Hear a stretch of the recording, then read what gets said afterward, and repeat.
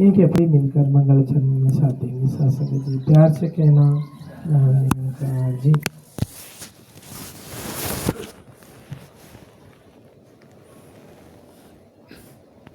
मैं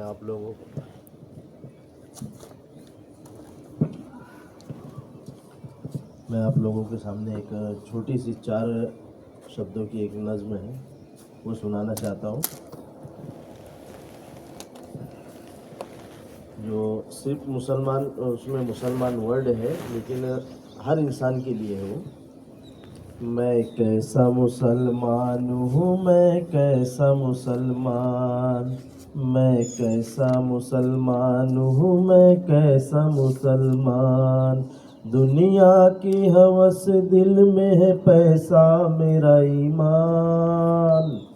मैं कैसा मुसलमान, मैं कैसा मुसलमान हूँ, मैं कैसा मुसलमान। अम्मी मेरी सुन्नी, अब्बा मेरे तबलीगी, एक भाई शिया दूसरा भाई है सियासी। आपस की लड़ाई में मेरा घर हुआ वीरान, आपस की लड़ाई में मेरा घर हुआ वीरान। मैं कैसा मुसलमान, मैं कलमे तैयब की अदा भूल गया हूँ, था लब पे कभी जिक्र खुदा भूल गया हूँ। मैं भूल गया हूँ मेरे अल्लाह का फरमान, मैं भूल गया हूँ मेरे अल्लाह का फरमान। मैं कैसा मुसलमान, मैं कैसा मुसलमान हूँ, मैं कैसा मुसलमान, मैं कैसा मुसलमान हूँ, मैं कैसा मुसलमान। शुक्रिया।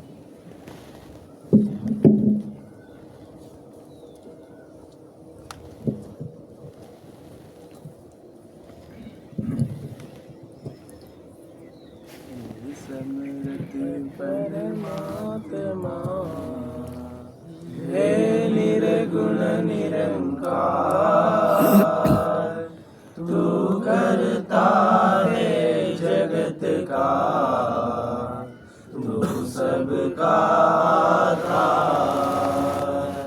कण कण में है बस रहा तेरा रूप अपार। तीन काल है सत्य तू, मिथ्या है संसार। घट घट वासी है प्रभु, अविनाशी करतार। दया से तेरी हो सभी, भवसागर से पार। निराकार साकार तू, जग के पालनहार। है बेअंत महिमा तेरी, दाता परम्पार। परम पिता परमात्मा, सब तेरी संतान। भला करो सबका प्रभु, सबका हो कल्याण। भला करो सबका प्रभु, सबका हो कल्याण। साथ संगत बड़े प्यार से कहना जी। बोलिए सद्गुरु माता सुदीक्षा सविंदर हरदेव जी महाराज की जय। निरंकारी राजमाता गुरुवचन अवतार की जय। इस जग में मानव है जितने, सबके दिल की तमन्ना हो पूरी। सबको बना दे ज्ञानी ईमानी, दास तड़प कर दुआ कर रहा है, मेरी अरदास रहे ना अधूरी। सबको सिखा दे रूहानियत इंसानियत, दिलों से मिटा दे झगड़ा फसाद और हैवानियत। ए खुदा कह दे कुन फ़यकून, हर तरफ हो जाए सुकून ही सुकून। विस्तार असीम की ओर दौड़ो ए इंसानों, ब्रह्म ज्ञान की ओर। आत्मा मंथन निरंकारी, गुरु की शिकवन, गुरु की शिकवन। साथ संगत, अभी माताजी ने अंतर्राष्ट्रीय समागम का जो विषय दिया है, बोलेगा कोई? क्या विषय है? आत्मा मंथन। हाँ, आत्मा मंथन। आत्मा मंथन का मीनिंग क्या होगा हिंदी में? हिंदी चलेगा ना? हाँ, हिंदी में आत्मा मंथन को क्या बोलेंगे, या आपकी भाषा में क्या बोलेंगे? अंदर झांक कर देखो। हाँ, नहीं, आत्मा को याद करो। इंसान जब तक दुनिया में रहता है, अगर हम पूछेंगे तुम कितने साल के हो, तो बोलेगा मैं जब पैदा हुआ जब से गिनेगा हो। लेकिन अगर हम लोग ध्यान दें तो ये शरीर की उम्र है। मैं 50 साल का हूँ, 52 साल का हूँ। 52 साल ये शरीर की उम्र है। आत्मा की है कि आत्मा तो पहले भी थी, ये शरीर में आने से पहले भी आत्मा थी। तो ये आत्मा मंथन करना है। जब तक इंसान दुनिया में ज़िंदा रहता है, ये शरीर की खाना पीना, बदन काला गोरा, धन दौलत प्रॉपर्टी। देखो अभी हमारे मुस्लिम भाई ने जो पढ़ी, मैं कैसा मुसलमान हूँ, धन दौलत के पीछे भाग रहा हूँ, मुझे कुरान की कोई परवाह नहीं। मेरा एक भाई शिया हो गया, एक भाई ये हो गया, मेरा बाप ऐसा है, मेरी माँ ऐसी है। यानी मुस्लिम लोगों में भी इतने सारे गुट बन गए, इतने डिवीज़न हो गए। ऐसी हर जगह है। क्रिश्चियन में बहुत सारे डिवीज़न हो गए, हिंदू में डिवीज़न हो गए, अलग अलग देव का मंदिर अलग, वो झगड़ा कर रहे। हर जगह यही मामला हो गया है। तो ये आत्मा अगर मर्द की है या औरत की है तो उसको आत्मा ही कहते हैं ना। औरत के अंदर आत्मी है और मर्द में आत्मा है, ऐसा तो नहीं बोलते हैं। आत्मा तो आत्मा है। तो इस आत्मा का ख्याल करना है। अब दास एक छोटा सा सवाल करेगा। इंसान जब पैदा होता है तो बच्चे का वज़न कितना होता है? 2.5-3 है ना, 1.5-2। कम वज़न रहा तो 1-1.5 किलो, 2-2.5-3 किलो। और जब दुनिया से मर के जाता है वो, जब कितना वज़न होता है? उम्र के हिसाब से 60-70। हाँ, 60-70-80 90, कोई मुश्किल से 100 के ऊपर जाता है। तो अब पूरी ज़िंदगी जो मतलब क्या निकला? अभंग भी आपने सुना होगा ना, रात्र गेली दिवस गेला, रात गई दिन गए, उम्र गई आयुष गेला, काय केले। बाबा जी भी कहते थे, बाबा हरदेव जी कहते थे कि पूरी ज़िंदगी ख़त्म हो गई, बूढ़ा हो गया, मरने के वक्त आ गया। तुम्हें काय केले, क्या किया तूने, क्या कमाया? हाँ बाबा जी कुछ तो किया ना, आया तो 3 किलो का था, गया तो 80 किलो का था। हाँ, बस ये शरीर क्या, इसके लिए हम आए हैं? कुरान में एक शब्द लिखा हुआ है, आज जुमा का दिन है। जुमा के दिन मुस्लिम लोग फ्राइडे प्रेयर के लिए जमा होंगे 1-1:30 बजे। और जैसे हम लोग सत्संग करते हैं वैसे ही एक मौलाना खड़े होके बयान देंगे, स्पीच देंगे, लोगों को समझाएंगे। फिर नमाज होगी। नमाज तो ऐसे 5 टाइम होती है और जुमा की भी नमाज होगी। तो जुमा की नमाज में एक शब्द पढ़ा जाता है अरबी का। दूसरी रकत में मोहम्मद पैगंबर भी ज़्यादा पढ़ते थे सूरह मुनाफिकून। जुमा की नमाज में पहली रकत में पढ़ते थे सूरह जुमा। ये दोनों कुरान के चैप्टर का नाम है। तो सूरह मुनाफिकून, मुनाफिक का मतलब होता है कच्चा मुसलमान, कि जो पक्का नहीं है, जिसका ईमान अभी पक्का नहीं हुआ है, जो दुनिया के पीछे भाग रहा है। तो उसमें जो कच्चे मुसलमान थे, कच्चे ईमान वाले थे, मोहम्मद पैगंबर बैठे रहते थे तो आके चिल्ला चिल्ला कर बोलते थे, अरे आप तो सच्चे नबी हैं, आप तो अल्लाह के रसूल हैं, आप तो पैगंबर हैं, आप तो गुरु हैं और मैं आपका मानने वाला हूँ। तो कुरान में बोले शब्द आया कि वल्लाहु यालमु इन्नका लरसूलु, अल्लाह जानता है मोहम्मद पैगंबर तुम अल्लाह के रसूल हो, वलाकिन्नल मुनाफिकीना लकाज़िबून, ये मुनाफिक झूठे हैं जो आके बोल रहे हैं ना, जबकि सही बात बोल रहे थे लेकिन दिल से मान नहीं रहे थे। मतलब मोहम्मद पैगंबर का नाम तो ले रहे थे, मोहम्मद पैगंबर जो शिकवन दे रहे थे, जो ज्ञान दे रहे थे, जिस पर चलने के लिए कह रहे थे, उस पर चल नहीं रहे थे। बाबा हरदेव जी भी बोलते हैं कि ज्ञान हमने दे दिया, 5 परण ले लिया, 9 खंड की मायती दे दी, 3 कार्य दे दिया, 1 सिमरन दे दिया। अब क्या बाबा जी आएंगे हमें हाथ पैर पकड़ के ज्ञान पर चलाएंगे? हमें माता सुदीक्षा जी के हमारे घर पे आएंगे रोज़ाना और बोलेंगे ये ज्ञान है, ज्ञान पे चलना है? नहीं, ज्ञान दे दिया, इस ज्ञान पर हमें चलना है। अगर हम ज्ञान पे नहीं चल रहे तो मैं गर्व कर रहा कि मैं निरंकारी हूँ, मैं ज्ञानी हूँ, मैं 10 साल से सत्संग कर रहा हूँ, अगर मैं ज्ञान पे नहीं चल रहा हूँ तो मेरे ज्ञान का क्या मतलब, मेरे निरंकारी होने का क्या मतलब, मेरे एक निराकार के मानने का क्या मतलब? तो बस यही है कि मैं पैदा हुआ 3 किलो का था और जब छोटा था, बच्चा था, जब से खाने पीने के पीछे भाग रहा हूँ, थोड़ा अक्ल आई तो एक्शन, फैशन, बाल ऐसे रखना है, कपड़े ऐसे पहनना है, बाप दिला रहा है, उसकी ताकत है 700 की, नहीं मैं 1200 का लूँगा, ये मन के अंदर चल रहा है। दुनिया के अंदर घर है तो इसको तोड़ के बड़ा बना लूँ, बिल्डिंग बना लूँ, यहाँ है छोटे गांव में है तो बम्बई में चला जाऊँ।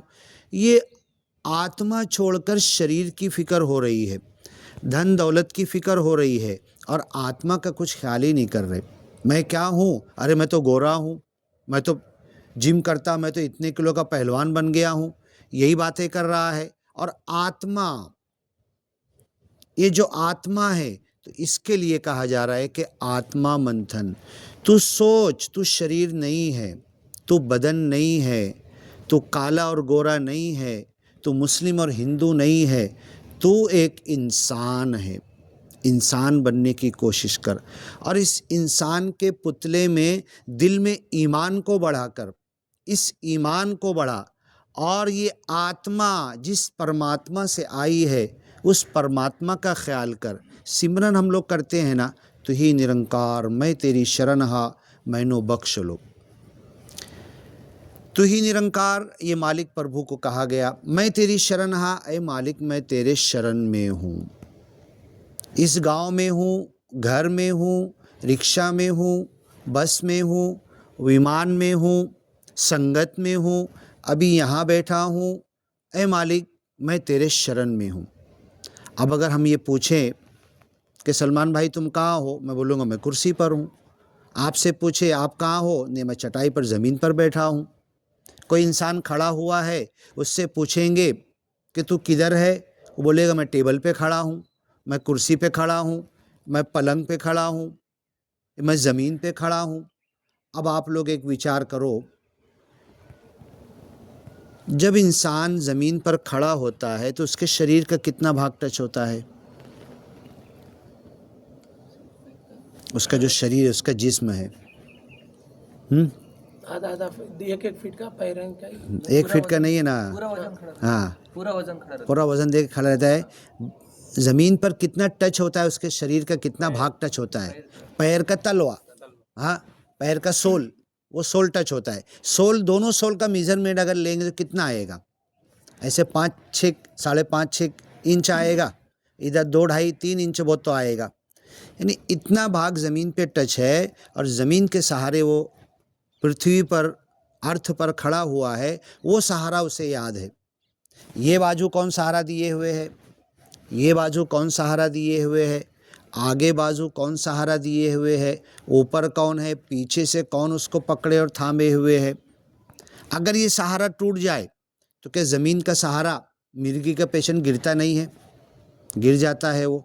तो ये ज़मीन पर जो हम खड़े हैं वो सहारा हमें याद है। तो हमें क्या चीज़ याद है? आकार याद है, आकार का सहारा याद है और निराकार का सहारा हम भूल गए। क्यों निराकार का सहारा भूल गए? क्योंकि निराकार नज़र नहीं आ रहा ना, और ज्ञान में वही तो बताया गया है, आकार नज़र आ रहा है, तो आकार का सहारा हमें याद है। तो आत्मा मंथन, आत्मा मंथन जब हम करेंगे, आत्मा, अपनी आत्मा को याद करेंगे तो धीरे धीरे धीरे परमात्मा तक पहुँचेंगे, अपने मालिक तक, अपने पैदा करने वाले तक, इस ज़मीन के बनाने वाले, मेरे माँ बाप के बनाने वाले, मुझे जो माँ के ज़रिए दूध मिला उस दूध का पैदा करने वाला, और जब इस ज़मीन पर आया खा पी रहा हूँ, ये सारी चीज़ें मालिक ने मेरे लिए पैदा की। जब अपनी आत्मा को ध्यान करेंगे तो धीरे धीरे परमात्मा तक पहुँचेंगे। मुसलमान लोगों का भी रमज़ान गया है। रमज़ान के 29-30 दिन रोज़ा रखते हैं, भूखे प्यासे रहते हैं, कुछ खाते नहीं, दिन में रात में खाते हैं। अब इस रमज़ान का मकसद क्या है? मुस्लिम लोग मई के महीने में भी आता है, साल भर ये महीना रमज़ान का घूमता है, 11-11 दिन सरकता है और 36 साल में घूम के फिर आता है। आपने सुना होगा दिवाली और ईद एक साथ आए थे। कब की बात है ये? ईद और दिवाली एक साथ आए थे, 2004 या 5 की बात है ये। तो 36 साल बाद फिर आएंगे। तो अप्रैल मई में भी ये रोज़ा आता है। अब ये ज्ञान एक मुस्लिम मौलाना मस्जिद में खड़े होकर समझा रहे थे कि अगर तुम मुँह धो रहे हो और 5 टाइम मुँह धोना है, मुस्लिम को रोज़ा रखा तब भी मुँह धोना है, कुल्ली भी करना है, मुंह में पानी लेना है और वापस फेंकना है, 3 मरतबा कुल्ली करना है। जब तुम मुंह में पानी लिए और मुंह में लेकर कुल्ली कर रहे हो, आप मेरे बाजू में बैठे हो, अगर मैंने थोड़ा सा पानी मुंह में लिया, आधा मैंने पी लिया, उतार लिया और आधा फेंका, आपको पता चलेगा कितना पानी मैंने लिया था और कितना फेंका? आप मेरे बाजू बैठे हैं। तो मुस्लिम मौलाना ये समझा रहे थे कि रोज़ा जिस प्रभु निराकार, जिस अल्लाह के नाम पर आप रख रहे हो, उस अल्लाह को मालूम पड़ जाएगा। अगर कुल्ली के लिए पानी लिया तुमने और कुल्ली के लिए पानी लेके मुंह में लिया और आधा फेंक दिया, आधे से कम थोड़ा सा नीचे उतार लिया, गले के नीचे, किसी को नहीं मालूम, बाजू वाले को पता नहीं चल रहा, लेकिन उस अल्लाह को मालूम पड़ जाएगा। अब मौलाना ये बात जब समझा रहे थे तो मस्जिद में से एक मुस्लिम खड़ा हुआ, मतलब अल्लाह हमारे अंदर घुसा हुआ है कि अल्लाह को कैसे मालूम पड़ेगा? देखो उसने क्या सवाल किया, अल्लाह मेरे बदन के अंदर है क्या, कैसे मालूम पड़ेगा उसको? हाँ, यही ज्ञान हमें दिया गया है ना, अंदर और बाहर ये प्रभु निराकार। तो ये रमज़ान का रोज़ा भी यही शिकवन दे रहा है कि कोई नहीं देख रहा, मुंह में पानी लिया, बाजू वाले को भी नहीं मालूम पड़ रहा, नीचे थोड़ा सा उतार लिया तो तेरा रोज़ा गया, प्रभु निराकार अल्लाह को मालूम पड़ गया। तो ये आत्मा का ख्याल करते करते परमात्मा का डर दिल में बैठ जाए, परमात्मा का ख्याल दिल में बैठ जाए। अब एक कुरान की और एक शब्द है, अलामा फ़र्रत्तु फ़ी जंबिल्लाह, अल्लाह तेरे बाजू बैठ के मैंने गुनाह किया। कुरान का शब्द है, फ़र्रत्तु फ़ी जंबिल्लाह, अल्लाह तेरे बाजू, तू मेरे बाजू में था फिर भी मैंने गुनाह किया। अबे अल्लाह बाजू में है, कैसे बताया जाएगा उसे? यही ज्ञान माता सुदीक्षा जी का है ना, 2 हाथ के इशारे से जो ज्ञान बताया गया कि जा मैंने तुम्हें प्रभु निराकार सोबत जोड़ दिया, अब तू टूटना भी चाहे तो टूट नहीं सकता। निरंकारी ज्ञान ऐसा है, किसी ने ज्ञान ले लिया, अब वो बोलता मैं ज्ञान छोड़ना चाहता हूँ, ये ज्ञान वापस देना चाहता हूँ। अरे तुझे तो बता दिया गया, इशारा कर दिया गया, तू यहाँ भी है तो प्रभु निराकार के चुंगल में है, बस में है, रिक्शा में है, विमान में है, अमेरिका में है, हिमालय पहाड़ पर है, जहाँ भी है प्रभु निराकार के चुंगल से तू आज़ाद नहीं हो सकता। तेरे साथ जोड़ दिया गया, ये खुदा और बंदे का रिश्ता इतना मजबूत जोड़ दिया गया कि तू किधर भी चले जा। शैतान की जैसी एक मखलूक है, इस्माइल भाई, जिन बोलते हैं ना मुस्लिम लोग, उसको दूसरी भाषा में क्या बोलेंगे मौलाना अब्दुल रहमान साहब?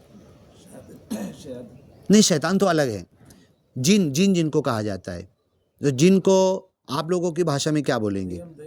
हाँ, दय्यम। हाँ, तो जिन एक जैसे इंसान एक प्राणी है ना, मखलूक है, ऐसी जिन भी है। तो कुरान में एक शब्द लिखा हुआ है कि जिन की ताकत, वो हड्डी और कोयला खाते हैं, उनकी और वो भी दिखते नहीं है, वो भी निराकार रूप में है। अगर कोई जिन निराकार रूप में, शैतान भी निराकार रूप में है, यहाँ पर शैतान भी है, जिन भी है। हाँ, भूत, हाँ, भूत भी जो निराकार रूप में हम लोग मानते हैं। तो जिन है ना, जिन नहीं, भूत भी अलग चीज़ है। हाँ, भूत भी अलग चीज़ है, जिन अलग है। जिन एक जैसे इंसान है ना, वैसी एक प्राणी है, मखलूक है। तो जिन के ताल्लुक से कुरान में शब्द लिखा हुआ है कि एक पल में यहाँ, अब विमान के थ्रू, रॉकेट के थ्रू अगर पहले आसमान तक जाना है तो कितनी ताकत लगेगी, कितना टाइम लगेगा। लेकिन जिन की ताकत ऐसी है ना कि एक पल में यहाँ, दूसरे पल में पहले आसमान तक पहुँच जाएगा, चांद के भी आगे निकल जाएगा। इतनी शक्ति मालिक ने उसको दिया है। तो कुरान में शब्द लिखा हुआ है, वलन नुअजिज़हु हरबा, जिन इतनी ताकत और शक्ति रखता है, लेकिन प्रभु निराकार से कि चुंगल से बाहर नहीं निकल सकता, भागकर निकल सकता है क्या? बताओ, जो ज्ञान हमें दिया गया। तो ये सारी बातें कुरान में मोहम्मद पैगंबर के दिए हुए ज्ञान की और निरंकारी ज्ञान की सारी बातें मैच होती है, मिलती है। अब इसके लिए इस्माइल भाई की तड़प है कि सलमान भाई तुम आते रहो, हर महीना आओ, 1-2 महीने पर आओ। हम यहाँ पर मुस्लिम लोगों को भी जोड़ेंगे, हमारे भाइयों को भी जोड़ेंगे और उनसे ये बताएंगे और कहेंगे कि ये जो ज्ञान है, और पूरी दुनिया में माता सुदीक्षा जी जो लोगों को जोड़ रहे हैं, आत्मा और परमात्मा की बात कर रहे हैं, शरीर से बाहर निकलो, काला गोरा, नस्ल, जात, धर्म, ये सब चीज़ों से बाहर निकलो और सारे इंसानों को पहचानो।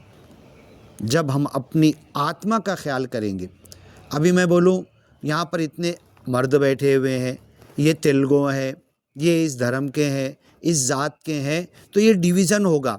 मैं इंसान हूँ और ये भी इंसान है।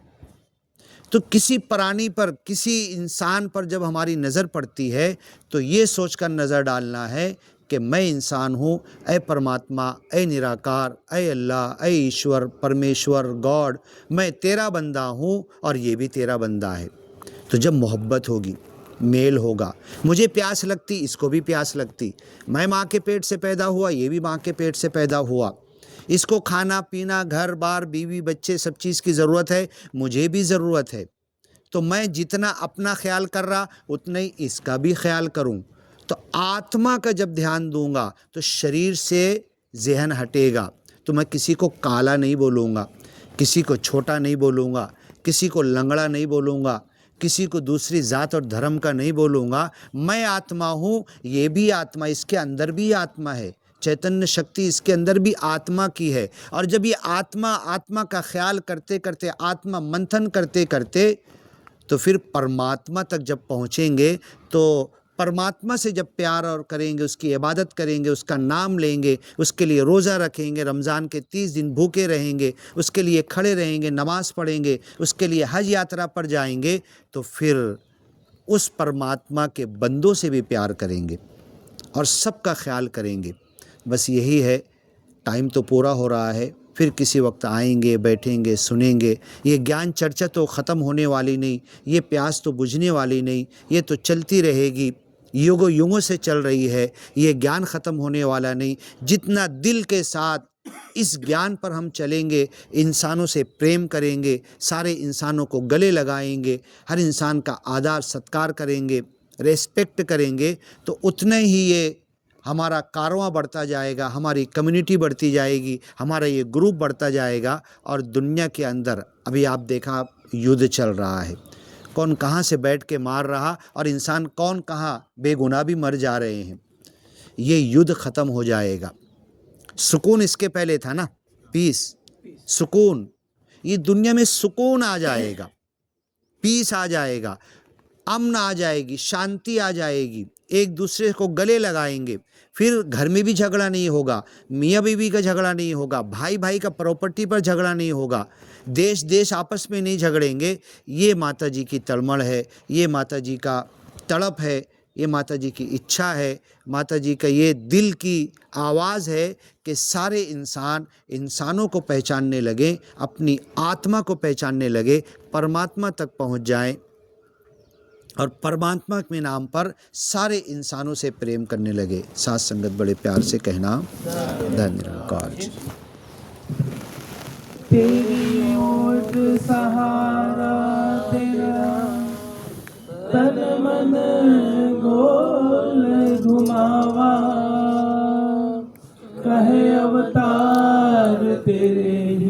का दिन राती गुण गावा कहे अवतार तेरे ही दातार दिन राती गुण गावा एक तू ही निरंकार एक तू ही निरंकार मैं हाँ सदा भूलनहार मैं हाँ सदा भूलनहार तू है दाता बख्शनहार तू है दाता बख्शनहार मेरे अवगुण नाचितार मेरे अवगुण नाचितार एक तू ही निरंकार एक तू ही निरंकार तेरा रूप है संसार तेरा रूप है संसार सबदा भला करो करतार सबदा